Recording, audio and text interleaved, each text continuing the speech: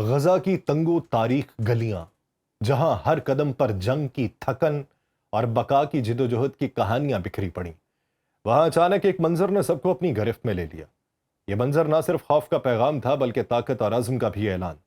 شفا اسپتال کے باہر، جہاں حالیہ مہینوں میں اسرائیلی بمباری نے ہر دیوار کو زخمی کیا، 3 افراد کو سرعام موت کے گھاٹ اتارا گیا۔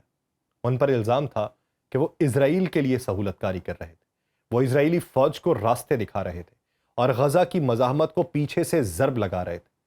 لیکن جیسے ہی نقاب پوش مسلح افراد نے ان کے خلاف فیصلہ سنایا اور ان کی آنکھوں پہ پٹیاں باندھ کے زمین پر بیٹھایا، تو ہجوم نے سانس روکے وہ لمحہ دیکھا جو حماس کی طاقت اور عوامی اعتماد کو مزید گہرا کرنے والا تھا۔ فائرنگ کی گونج کے ساتھ ہی یہ اعلان ہوا کہ غزہ میں اسرائیل کے ایجنٹس کے لیے کوئی جگہ نہیں۔ وہ لمحہ جب تینوں لاشیں زمین پر گریں، ہجوم کی زبانوں سے القسام بریگیڈ کے حق میں فلک شگاف نعرے بلند ہوئے، اور یہ نعرے صرف خوشی کے نہیں تھے بلکہ اس اعتماد کی علامت تھے جو عوام نے حماس پر کر رکھا ہے۔ لوگ جانتے ہیں کہ اگر کوئی اسرائیل کے لیے دروازہ کھولنے کی کوشش کرے گا تو وہ اپنے ہی گھر کے دروازے پر ختم کر دیا جائے گا۔ اس سزا نے غزہ کے لوگوں کے دلوں میں یہ یقین مزید پختہ کر دیا ہے کہ حماس ان کے وجود کی آخری فصیل ہے، وہ طاقت جو دشمن کو باہر سے اور غداروں کو اندر سے ختم کرنے کا حوصلہ رکھتی ہے۔ آپ سب پر سلامتی ہوں، میں یاسر رشید ہوں اور آپ دیکھ رہے ہیں سنو نیوز۔ ناظرین، اس واقعے کی خاص بات یہ نہیں تھی کہ یہ سزا سنائی گئی، بلکہ یہ تھی کہ عوام نے اس فیصلے کو قبول ہی نہیں کیا بلکہ اس پر جشن بھی منایا۔ غزہ کی سڑکوں پر موجود لوگ اپنے نعروں سے یہ بتا رہے تھے کہ وہ حماس کے فیصلوں کے ساتھ کھڑے۔ ان کی آنکھوں میں ایک عجیب سا سکون تھا کہ انصاف ہو گیا۔ یہ منظر گویا ایک عوامی ریفرنڈم تھا جس نے حماس کے لیے اعتماد کی مہر ثبت کر دی۔ اسرائیل چاہے غزہ پر بم برسائے یا وہاں ایجنٹ بھیجے، عوام کی یکجہتی اور حماس کی سخت گیری نے یہ ثابت کیا کہ دشمن کے لیے اندر سے دراڑ ڈالنا ممکن نہیں۔ یاسر ابو شباب، اس کا نام جب پکارا گیا تو وہ محض ایک فرد نہیں تھا بلکہ ایک علامت تھا۔ ایک علامت اس بات کی کہ اسرائیل چاہے کسی کو کتنا ہی مسلح کر لے، کتنا ہی پروپیگنڈا کر لے، غزہ کی سرزمین پر اس کا کوئی مہرہ زیادہ دیر تک زندہ نہیں رہ سکتا۔ عوام نے یہ منظر دیکھ کر یہ تاثر لیا کہ اب نہ صرف دشمن باہر سے کمزور ہے بلکہ اندرونی سہولت کار بھی ختم ہو رہا ہے۔ یہ سزا دراصل اس پیغام کا اعلان تھی کہ غزہ کی مزاحمت ایک جسم کی مانند ہے جس میں کسی بھی زہر کو جڑ پکڑنے نہیں دیا جائے گا۔ یہ پہلا موقع نہیں کہ حماس نے ایسے اقدامات کیے ہوں۔ اس سے پہلے بھی کئی مواقع پر جب کوئی دشمن کا اعلی کار بننے کی کوشش کرتا ہے تو حماس نے برق رفتاری سے یہ فیصلہ سنایا اور عوامی عدالت کی طرح سزا دی۔ اس سے یہ تاثر قائم ہوا کہ غزہ میں انصاف کی زبان صرف یہی ہے، غداری کا جواب موت، اور عوام نے ہمیشہ اس زبان کو قبول کیا کیونکہ ان کے لیے یہ ان کی بقا کی زبان ہے۔ اس واقعے نے اسرائیل کے اس بیانیے کو بھی ناکام کر دیا ہے کہ حماس عوامی حمایت کھو چکی ہے۔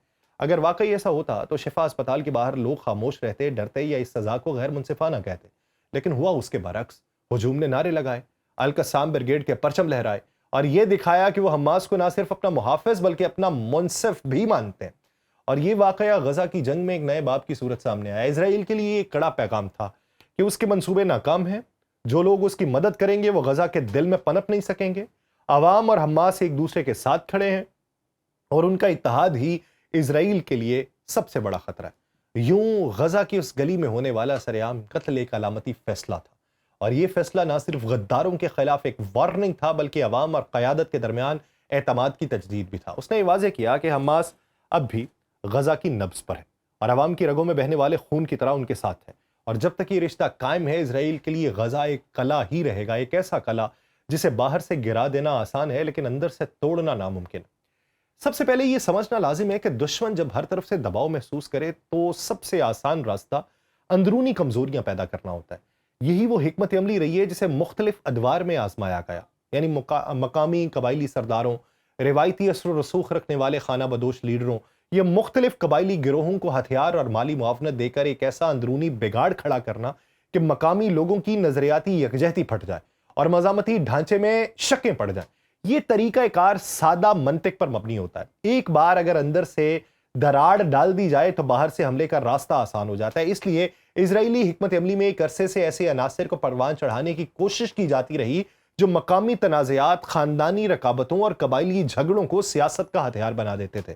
لیکن غزہ کی زمین نے، اس کے باشندوں نے اور خاص طور پہ حماس نے اس سازش کا جواب اپنی تاریخ، دکھ اور اجتماعی شعور کے ساتھ دی ہے۔ حماس نے اس چال کو محض عسکری رد عمل سے نہیں بلکہ سماجی و سیاسی حکمت عملی سے جوڑا ہے۔ جہاں بھی کسی گروہ یا فرد کو بیرونی سرپرستی میں ہتھیار ملنے کا شائبہ آیا، عباس فوری طور پہ متحرک ہو کے اس نے اپنی عوامی رابطہ مہم شروع کی۔ رہائشی علاقوں میں مشتبہ عناصر کی شناخت کی جانے لگی، عوامی مجالس میں کھلے عام بحث و مباحثے ہونے لگے، اور مفت قانونی یا سماجی امداد کے ذریعے یہ تاثر ختم کیا گیا کہ وہ مقامی مفاد یا تحفظ کے نام پر باہر والوں کے اعلی کار بن رہے ہیں۔ اس طرح کے اقدامات نے نہ صرف مشکوک گروہوں کی مقامی جڑوں کو کمزور کیا، بلکہ عوامی شعور میں بھی یہ سمجھ پیدا کی کہ حماس کی طاقت صرف راکٹ اور سرنگوں سے نہیں بلکہ عوام کی مدد اور انتظامی موجودگی سے جڑی ہے۔ نتیجہ کیا نکلا کہ جن لوگوں کو بیرونی حمایت ملتی وہ مقامی سطح پر تنہائی کے شکار ہو جاتے، یا تو ان کا اثر و رسوخ ختم ہو جاتا یا وہ عوامی غداری کے نام پر بیزار ہو کر پسپائی اختیار کر جاتے۔ اس کے ساتھ سیاسی دائرے میں بھی ہتھیاروں کے ذریعے قائم کیے جانے والے گروہوں کی ساکھ کو سخت زوال کا سامنا ہوا۔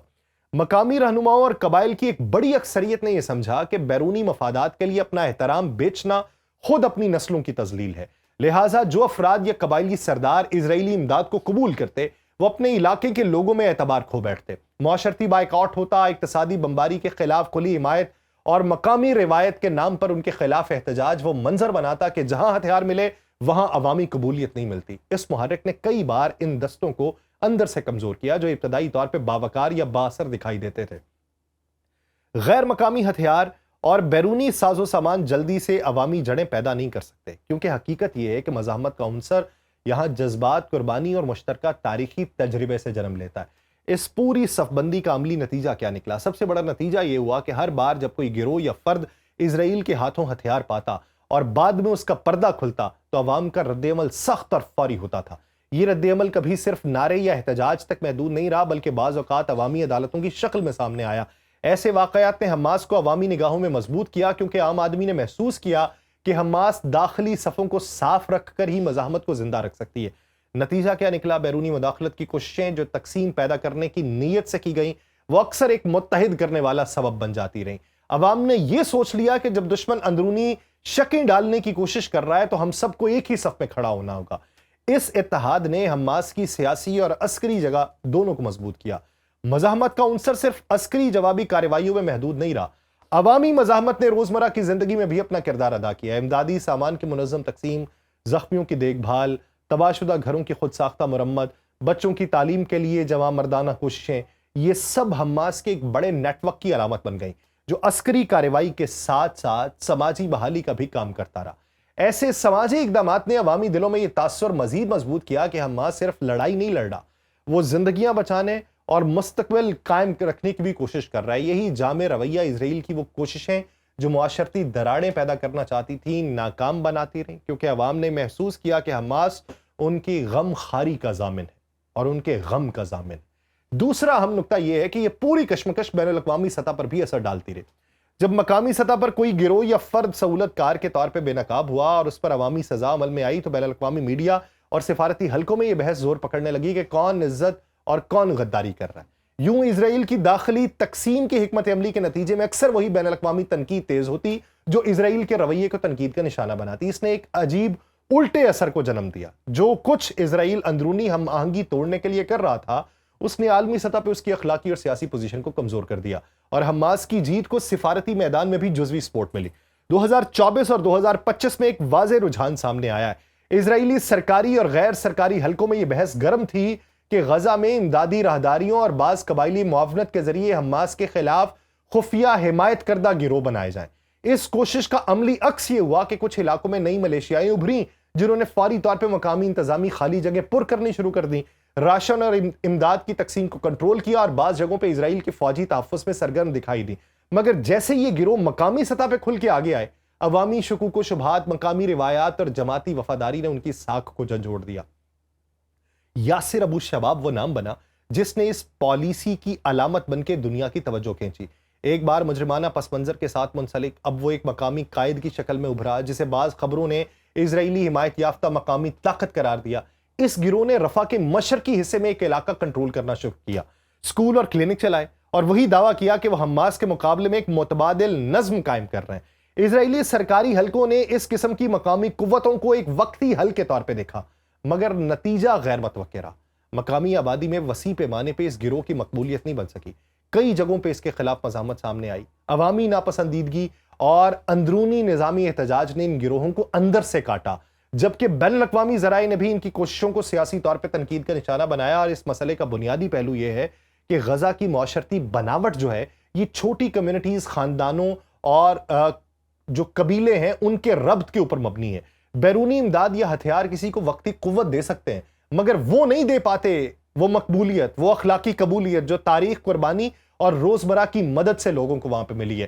جب بھی کوئی گروہ بیرونی امداد کے ساتھ نمودار ہوا، مقامی لوگ اسے غدار یا خارجی مفادات کا ایجنٹ سمجھنے لگتے ہیں۔ ایسے اشخاص یا گروہوں پر سماجی بائیکاٹ، مقامی مخالفت اور بعض اوقات عوامی تشدد بھی ہوا ہے۔ نتیجہ یہ رہا ہے کہ بیرونی سرمایہ کاری نے وقتی طور پہ سطحی کنٹرول تو دلایا، مگر طویل المدت لیجیٹمیسی ہے وہ برقرار نہیں رہ سکی، اور آخر میں اس پورے عمل نے غزہ کی روح کو ایک نئے عزم سے بھر دیا ہے۔ جہاں دشمن یہ کوشش کرتا تھا کہ اندرونی اتحادی تلاش کر کے مزاحمت کو کمزور کر سکے، وہاں ہر نیا بے نقاب سہولت کار عوام کو یاد دلاتا ہے کہ مزاحمت کسی جماعت کا معاملہ نہیں بلکہ وہاں کی اجتماعی شناخت ہے، اور یہی شناخت وقت کے ساتھ مضبوط ہوتی گئی ہے۔ ایک نسل جو بربادی کے بعد بھی اٹھ کھڑی ہوتی ہے وہ دوبارہ تسلیم نہ ہونے والا عزم بن جاتی ہے۔ اس لیے اسرائیل کی قبائلی اور گروہی تقسیم کی کوششیں بار بار ناکام رہیں، اور ہر ناکامی نے حماس کو عوامی حامیوں کے سامنے ایک مضبوط، قابل اعتماد قوت کے طور پہ پیش کیا۔ نتیجہ وہی رہا، غزہ کے لوگوں نے پہلے دن سے سمجھ رکھا تھا بیرونی پھیلائے گئے ہتھیار اور فنڈز وقتی فائدہ دے سکتے ہیں، مگر جب تک آپ عوام کے دل اور روزمرہ کی زندگی کے مسائل حل نہ کریں، آپ حقیقی کنٹرول حاصل نہیں کر سکتے۔ یہ پوری داستان غزہ کے لوگوں کی مزاحمت کی وہ تصویر پیش کرتی ہے جو سادہ لفظوں میں یوں سمیٹی جا سکتی ہے کہ جب دشمن نے در اندیشہ در ڈالا، لوگوں نے اپنے اندر سے حفاظتی قوت نکالی، اور جب تقسیم کی کوشش کی گئی، اتحاد مضبوط ہوا۔ جب سازشیں بے نقاب ہوئیں تو عوام نے حماس پر اپنا اعتماد مزید پختہ کیا، اور یہ تسلسل ہی غزہ کی حقیقی طاقت ہے۔ مجھے دیجیے اجازت، اللہ نگہبان۔